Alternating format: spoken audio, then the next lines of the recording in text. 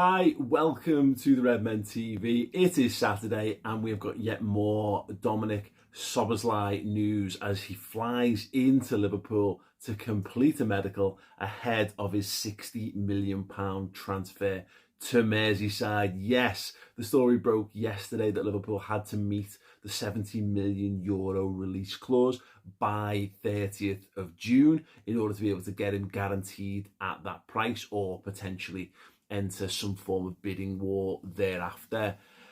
This follows on from a day or two of speculation around it, but really, in reality, it's come around very, very quickly, hasn't it? David Ornstein and The Athletic amongst the first to report that Liverpool were holding talks with the players' representatives. It was a player they were interested in, but it wasn't felt as though it would be an easy deal to get across the line. All of a sudden, that ramped up in a huge way. And yes, it led to yesterday, on Friday, Liverpool triggering that release fee, which means that the transfer can effectively go ahead, and it's down to negotiations between the player, which I had this conversation on yesterday's on the channel yesterday and on the show on my personal YouTube channel as well. That the way that we perceive transfers is quite linear. We think of it as you go to the club, you get a bid, you put a bid in, you get it accepted, then you talk to the player. And look, I'm certain that will happen in some instances, but in reality, big clubs, particularly when there's a lot of there's huge sums of money involved, and the manager has a very specific idea of what he wants from a footballer, and particularly Jurgen Klopp. If you read the great novel Bring the Noise by Ralph Honigstein about Jurgen Klopp, talks a lot about his time at Mainz and Dortmund in particular, and how he went about sourcing footballers. He liked effectively to look them in the whites of the eyes and get a sense for them as people. So yeah, this idea that we think this transfers are going to happen this way. My point I'm trying to make on this is that if he's having a medical, I suspect there might be some bits and pieces to iron out. But broadly speaking, if you're getting this far, it means that he really wants to play for Liverpool, obviously, and Liverpool really want him, and they'll have a clear idea of whether they can, the contractual thing, the weekly wage, all those bits and pieces should be pretty much in place by now. We've seen it in the past where Liverpool obviously got onto really late stages in transfers and then them not go ahead. Nabil Fekir is the most obvious example of that in recent years, but there's loads of others that we're never really privy to. There was talk of a bunch of players around that period who Liverpool kind of had ready to perform medicals if certain other deals were met, but that's the real one that always kind of sticks in your mind, the sting in the tail, the one that won't allow you to count your chickens before your eggs have hatched. So yeah, there is a bit of that, but just to kind of keep you up to speed on what's been said by the journalists and what have you. So Fabrizio Romano tweeted last night, obviously Dominik Szoboszlai, to Liverpool, here we go. Understand RB Leipzig now informed that Liverpool have triggered the release clause. €70 million deal done to be signed soon. Personal terms agreed. Sobo's ready for medical tests soon. Huge shining for LFC was where he kind of left us on this last night. And I got, again, on yesterday's video, I read through a tweet from Chris Williams as well, where he spoke a bit about how that deal would be structured. There were some rumours about how it was going to be done. So he actually tweeted 19 hours ago, Chris Williams, again, good friend of ours, Leipzig passing information, deal complete, Szoboszlai joins Liverpool. Further information coming out, Liverpool contacted Leipzig to inquire about a 2-tranche payment, rejected outright. Liverpool then contacted Leipzig at 7 p.m. CET, saying the clause will be met in full. Paperwork now being finalised at the Bundesliga for the player's sale. And then he said, no idea on Liverpool's payment intricacies, but clubs can have a third party pay in full, then pay that third party back via agreed instalments. Quite commonplace in football, so long as declared to both leagues. Leipzig saying the clause has been met in full. And that was interesting. And again, that it's been said that obviously Liverpool are operating within tight financial budgets and whatever. It's always been the case. I think we have a differing idea of across the board of what we feel tight budgets are. By comparison to most teams in football, Liverpool aren't operating in a tight budget. They're operating in quite a good budget.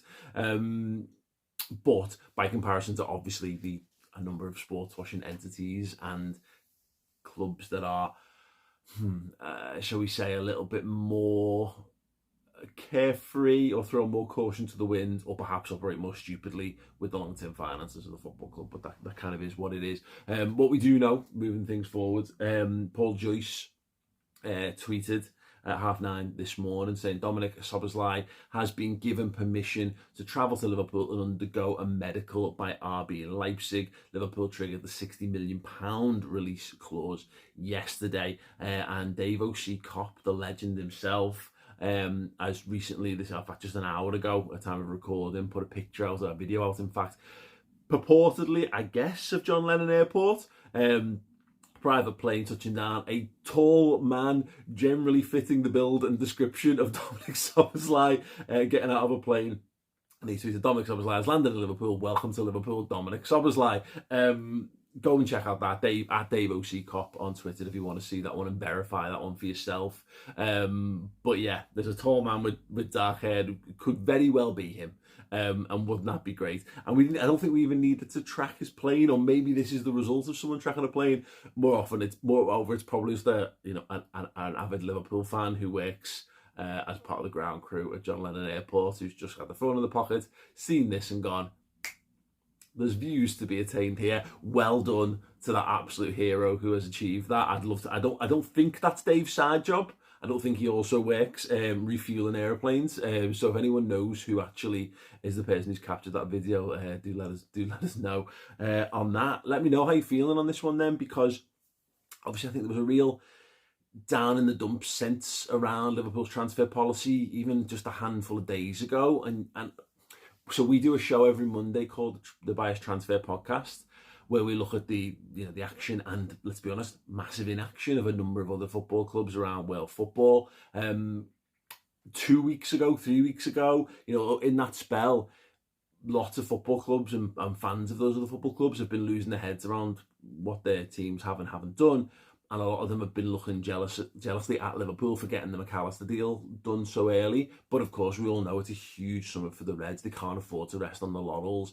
It's kind of this summer or bust if they want to get back, make a quick return to the Champions League and right back to the top echelon of footy. So it needed to be done. The signings need to be right, and they need to be done in such a timely fashion that we don't end up in a situation, the Arthur Melo situation, as it were. We've actually seen a few seasons in the last decade or so, slightly longer, 11, 12 years, where we've not got the transfers right. Liverpool have been forced to panic and ended up with players they didn't want or no one at all. Particularly, I think it happened once under Brendan Rodgers right toward the end. Clint Dempsey, of course, was who Liverpool wanted, couldn't get it over the line and ended up with no one. And it wasn't until Coutinho and Sturridge come in the in January, that Liverpool are able to have the firepower they need, but it's too late to make anything real of that season. We also go back to the summer where Liverpool end up with Mario Balotelli when they don't get Alexis Sanchez, Mario Balotelli. Maybe some of the youngsters are going, Alexis Sanchez is rubbish. No, he was really, really good. Really, really good when he was at Barcelona. Had a great time at Arsenal until it all kind of went a bit tits up too. But and look, we've seen it again happen with Liverpool. We saw Milner do a season at left back. We've seen Liverpool have no centre halves when they all got injured. And last season, obviously, they didn't invest in the midfield, which it was so sorely in need of.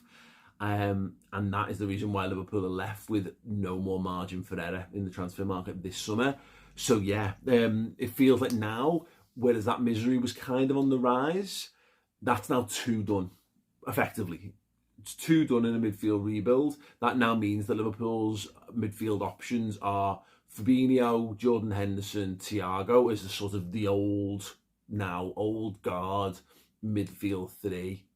You've then got Stefan Bajcetic, Curtis Jones, Harvey Elliott, and then to add Alexis McAllister and Dominik Szoboszlai into that, there's 8. I'm sure I'm missing someone as well. I mean, obviously there's a couple of young players who will be floating around who will be hoping to get a little bit more game time. Someone like Tyler Morton, having done a good season in the Championship, might be hoping that a good pre-season maybe puts him into Jurgen Klopp's thinking, of course, and there might be one or two others. Bobby Clark will be another one, very, very highly regarded youngster, who will be hoping to, can he crack his way into the first team? When you look at what Stefan Bajcetic was able to do, he's shown that there's a pathway. If you can go in and prove your quality, then your quality is your quality. The age is kind of unimportant. So it feels like we've got a good old stock there. For me, it does feel as though there's one more required at least, and that is someone to give to give Fabinho a little bit of rest and maybe a little bit of a kick up the bum, and in terms of competition for places. Another really physical, more defensive minded player I think should be a priority. I've talked a lot more about this in a lot more depth and detail over on Mates TV, which is my channel.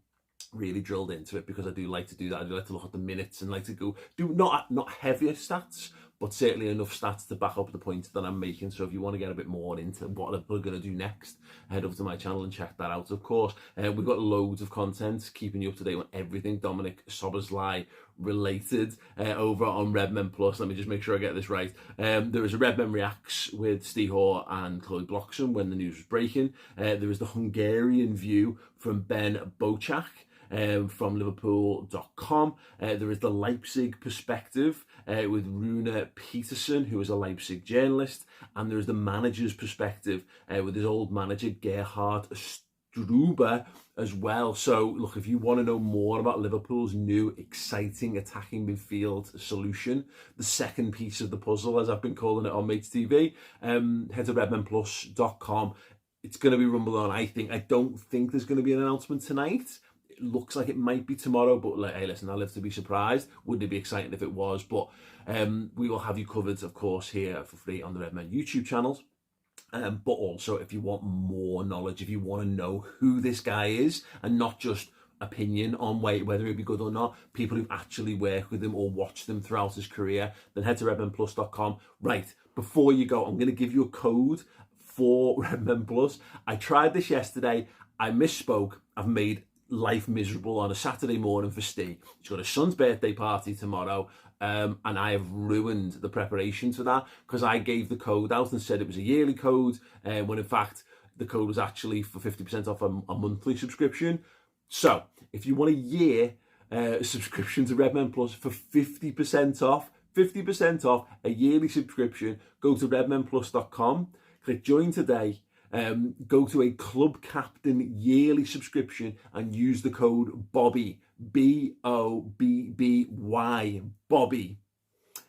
The code I used yesterday, EOTK, is for 3 months off a Club Captain monthly subscription. Both are still valid, but I would highly recommend just take the year because you then got it for a full year. You don't have to worry about it. You've got the rest of the transfer window. You've got all of our Bobby Firmino documentary as well, which is why the code's Bobby. And you're going to see an entire season of Liverpool being with the Klopp 2.0 Liverpool in full effect, and us reacting to it and having all those great insights as well. Loads more to come when it breaks that it's actually finally done as well. So yeah, perfect time to go and get on redmenplus.com. Use the code BOBBY to get a Club Captain yearly subscription for 50% off. It's as simple as that.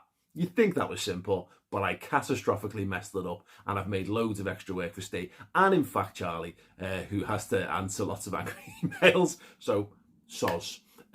Hopefully this can make up for it. Have 50% off Redmen Plus. Right, sound. Thank you so much for joining me. Drop a like on this video, and yeah, if you love the sound of a midfield with Dominik Szoboszlai in it, perhaps the greatest Scrabble scorer football has ever had, yeah, comment, like, subscribe, and I'll see you all very soon.